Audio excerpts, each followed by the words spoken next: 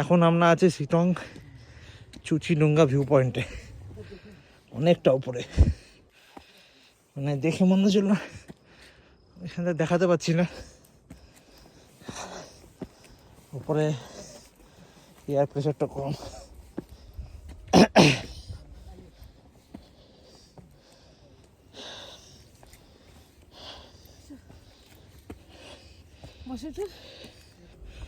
এই যে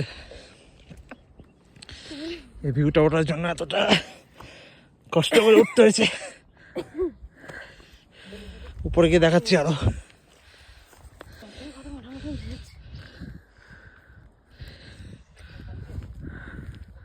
এই যে উপরে চলে এসেছি আমরা, দেবকুমার উপরে উঠছি। এই ভিউটা দেখানোর জন্য এত কষ্ট করে উপরে আসা হলো।